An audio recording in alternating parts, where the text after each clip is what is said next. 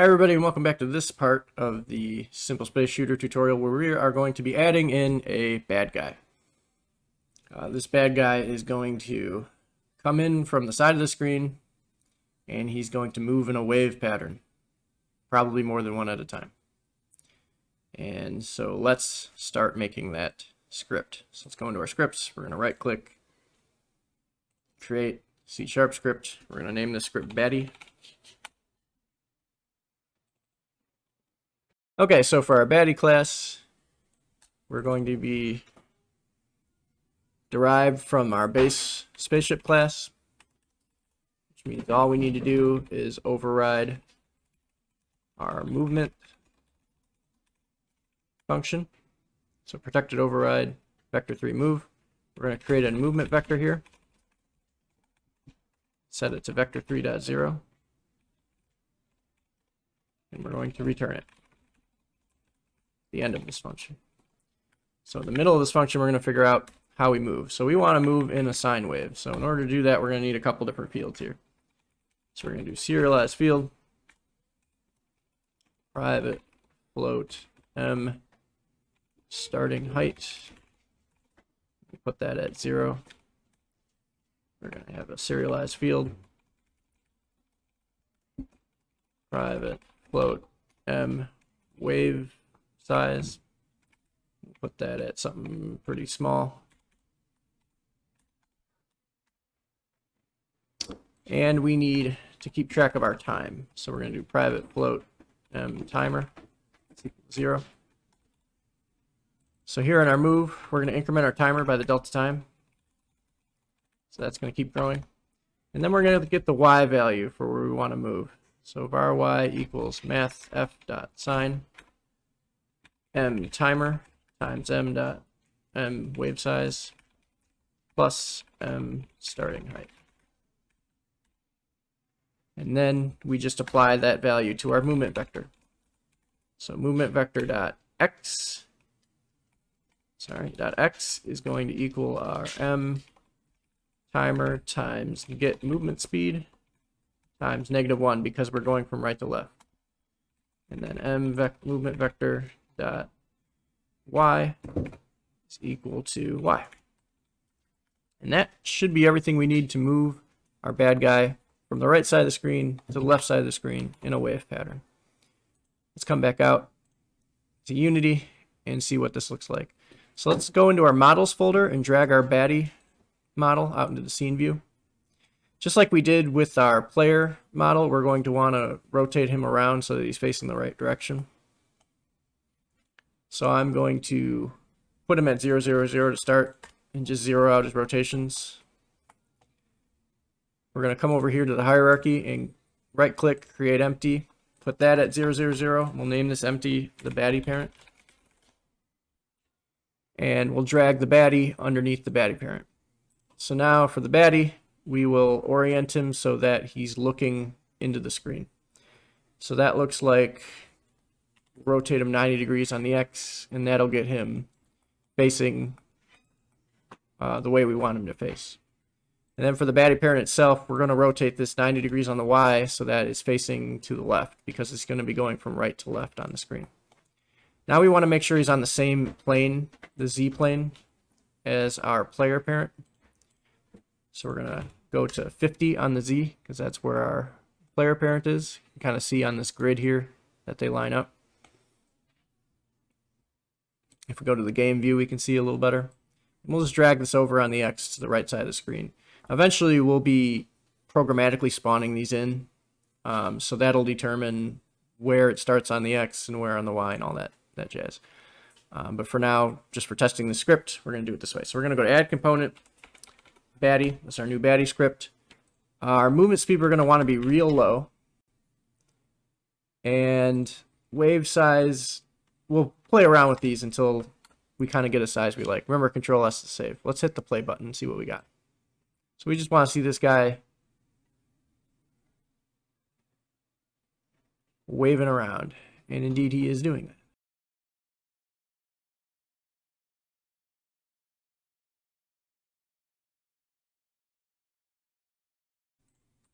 You can see the wave forming as it goes across the screen. You can see it's bumping up against the top and bottom and the left because of what we did with the player to make sure that the player can't go beyond these bounds. But for these bad guy spaceships, we do want them to go beyond the bounds. So let's take care of that right now. So under our spaceship class, let's add a variable that's serialized. Private bool can move beyond bounds. Default it to false. So for our player, we want that to be false. But for our little baddie robot guy there, we want it to be true. We do want him to move beyond bounds. So this is where we start doing the bound stuff. So we're just going to put a check here. If not can move beyond bounds, then worry about doing all this kind of stuff. So we have that kind of wrapped up there. And so we come back out and see our player can move beyond bounds should be unchecked. For our baddie, we're going to check it. And we're going to hit play. And hopefully we should see him be able to cross the bounds up there and then come back down. And yeah. Fantastic. You know, I think I'm going to take away this starting height. And we'll just determine that by where we spawn him.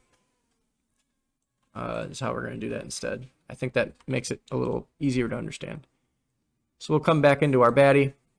We're going to get rid of this starting height. Get rid of it there. And so we have this nice little simple function for figuring out where we are on the Y. Fantastic. Okay, so a couple more things we want to do to our baddie. We want to give him a rigid body. Make sure use gravity is unchecked because, again, we're in space. I'm going to keep the mass at 1. I don't think the mass is going to matter for what we're doing, but we might change it later. Let's add a box collider to this guy.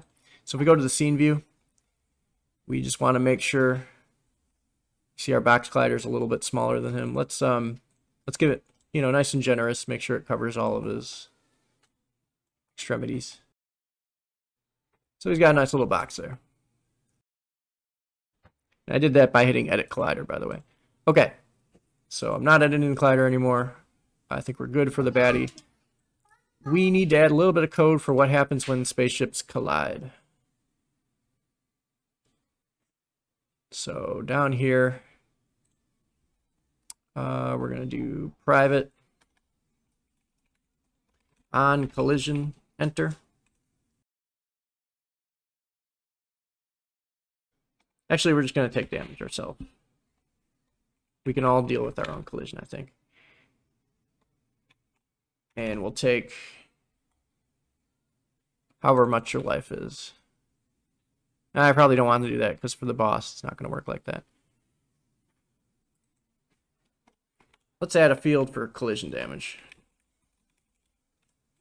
Private, float, int, actually.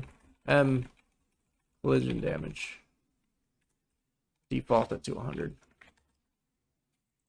So we want the player to blow right up, and we want these guys to blow up. But we don't want the big boss to blow up. But he will still take a hit, which I think is fine.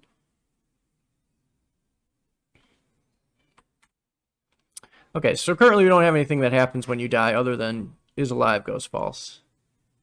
So that means you should just stop updating. So what we should see, hopefully, when these things collide, I'll no longer be able to move this guy, and then he should stop moving as well. Let's test that out. Except he's going to go way up there.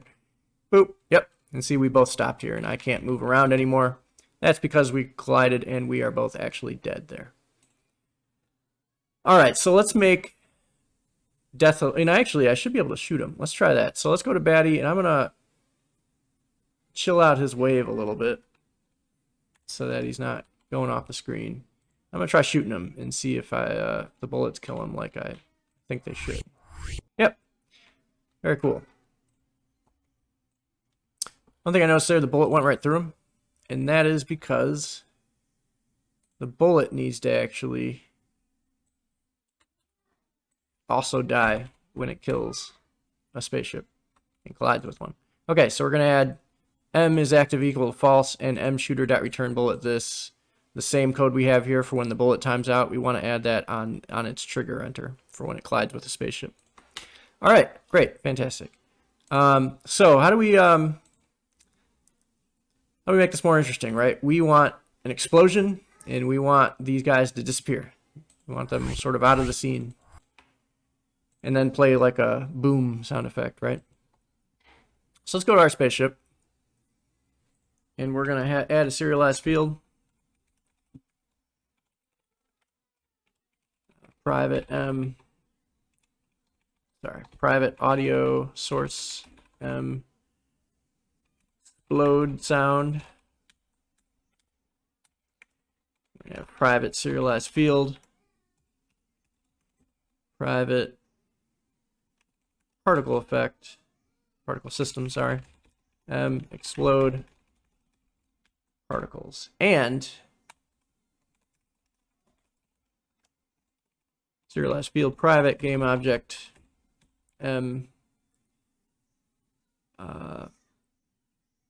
mesh game object.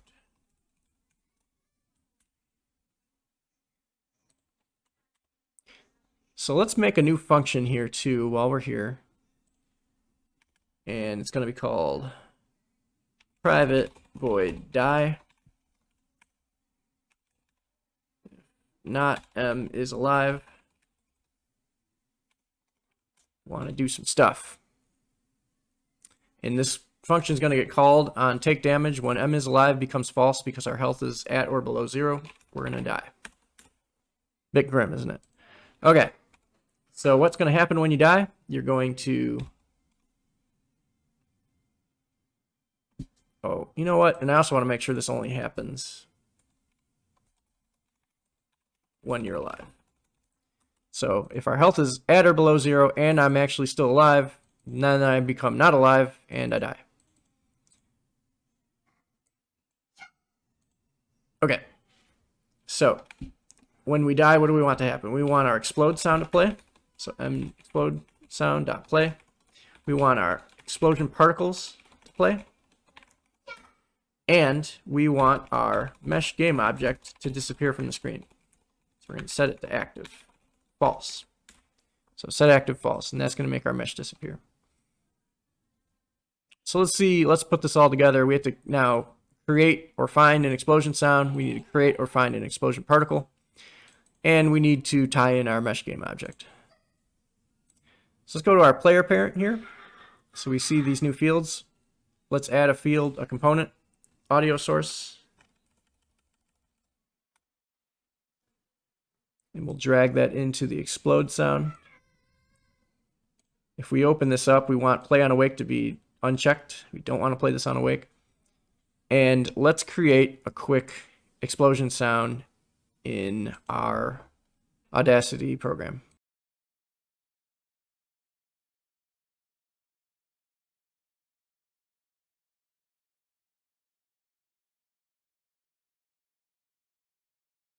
Okay, so we're back, and hopefully you have an explosion sound effect. So we'll drag that in to our audio clip here, and now our explosion sound's all good to go. Next, we want to make a particle effect. We're gonna come into our scene view. We're gonna go to game object at the top, effects, particle system. We'll put this at 000 just so we can find it easier.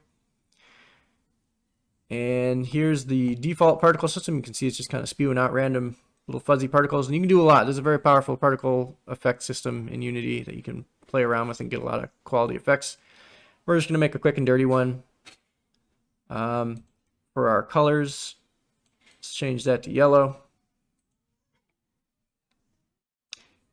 If we go to emission, we don't really want a ton to come out over time.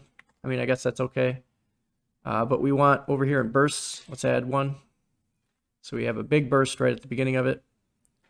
That's all we need out of emission. If we go to shape, right now it's in a cone. You can see that it's spurting the particles out in a cone. Let's change that to be a sphere. Right. And for duration, we want this to be pretty quick. So just a second's fine. And lifetime only a second. And speed.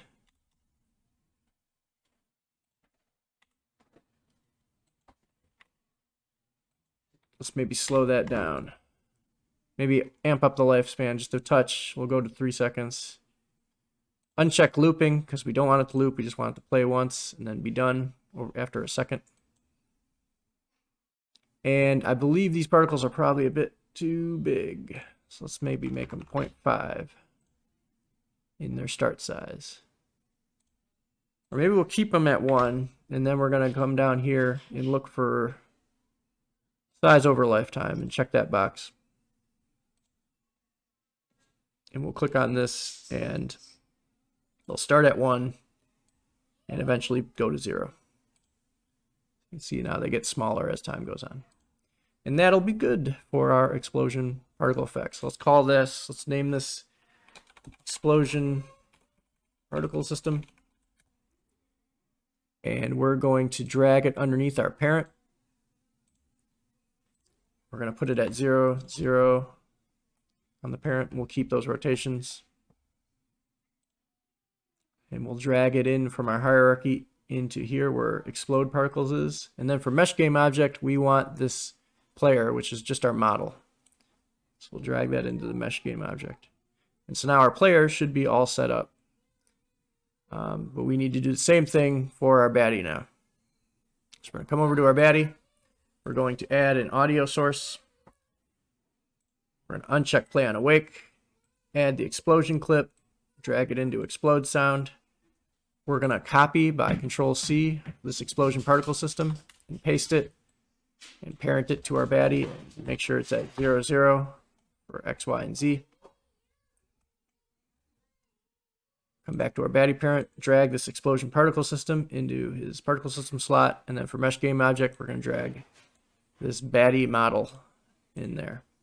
And now he should be all set to die in a spectacular, explodey kind of way. So let's try it out.